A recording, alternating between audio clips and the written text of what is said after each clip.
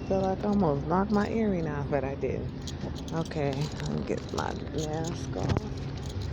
Alright, I wanted to make this video. I had to pull my hair back. It was looking crazy today. I hate my hair when it's not fully dyed, when it's not bleached all the way. It'd be bothering me. But I had to go get me some of that good old coffee. I'm over here at the Ralph. I like to walk here in the mornings. That's where I be walking to and fro when you see me. Because this is the grocery store over here by me. And they're always having deals on steaks. And I love steaks. I love steaks. I like meat. I went vegan because I almost died in Virginia after I got injured at work, and I had zinc primer and thinner injected into my body.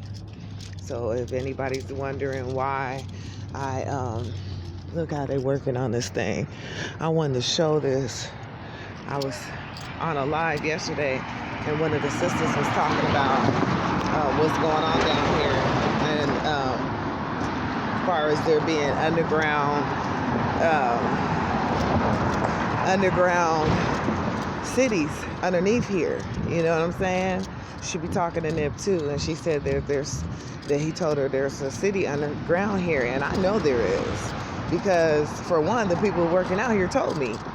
Straight up, the people working out here, this is Crenshaw, and once you go up further, before it even hits Florence, which is down, this is 59th, and Crenshaw, which is basically one block up from Slauson, okay? Because Slauson's just a name, but the rest of them are numbers. That's why he said he grew up in the 60s, because this is starting to be 60th, 60 areas. But anyway, it is an underground city down here, because they're building an underground tunnel. They said this train that's supposed to be going from the airport from here to the airport goes underground. Once it hits, past whatever the 60th Street, it starts going underground.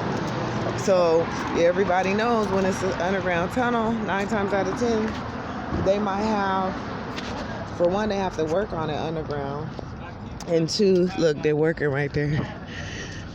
And 2, they have to prepare it. There's underground bus tunnels where I'm from. We don't have, I guess they do have now the light rail system that goes underground in Seattle. But I can tell you one thing. I left Seattle in like 2003. I used to come back to visit. That mug was done by like 2005, 2006, something like that. Like, it didn't take, they've been working on this motherfucker since before 2012. So this street been tore up. You see how you can't even fucking go across. So, at one time, people used to be able to come down this street, which is 59, and go all the way across. Now they have to go all the way up to 60. If you see that light up there, it's 60th. They used to be able to turn. Like, come how this car is coming, and then turn. Take a left to go down the street. They can't do that now. They gotta go all the way up to Slauson and take a left. And that mug go all the way down Crenshaw. Not all the way down Crenshaw, but it goes, pretty far down Crenshaw. But this is gonna be the end of what you being able to see it. And they're building a platform. And I was like, I do construction over here. I don't do construction over here. But I see them doing construction over here. And I worked in construction. I worked in shipbuilding. I worked at the shipyard. That's how I got hurt. I used to do fire watch, and I did labor work, and I also did work with the painters, and that's how I got hurt, because the paint pump blew up and the valve cracked and sprayed paint into my hand at a velocity that was like a knife, and it cut into my body. So I was injected with zinc primer and thinner into my body, and that's how I ended up being on, disabled. I ain't worked since that shit happened to me, for real. But I know how long it takes to build some shit. You feel me? I done seen them building ships and all kind of things. I know it does not take no fucking 8, 9, 10, 11, 12 years to build no shit like this. See right here? It's for you, Alexis. I'm going to send this to you so you can see, just in case you was wondering, because I know a lot of people don't talk about it. Look, they steady over here. Every other day, you'll see them open this street up and work down up in here. As you see, they're a little further down the street right now working, but every other day, these motherfucker workers out here be working on this street. And I'm like, what are you doing? And they told me, because I was like, what the fuck? This was like maybe 2 weeks ago. I was like, what is you guys working on? Because I don't understand. I don't see nothing accomplished and shit. They ain't even done with the platform. And they said it's going to be an underground tunnel. I was like, okay. So one of Nipsey's homeboys out here told me the issue with this railroad track, not railroad track, or I guess it is a railroad track because it's a light rail system. It on Crenshaw and Slauson, the problem, hi, good morning. The problem is that there's 2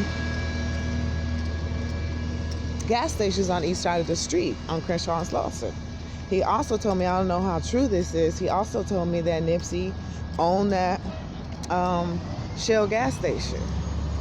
I don't know if he ended up buying that Arco, but I know he has stock within that U.S. Bank that's on the corner that has his picture on it. And also, there's a Dollar Tree. He said that Nipsey owns that Dollar Tree, and as well as owning the Bank of America. Like maybe 4 or 5 months before he passed away, he purchased that Bank of America from the owner. He owned the actual building, but the U.S. Bank, I think he owns some kind of stock or whatever in that. But this was told to me by somebody that knows Nipsey personally. The motherfucker that gave me this,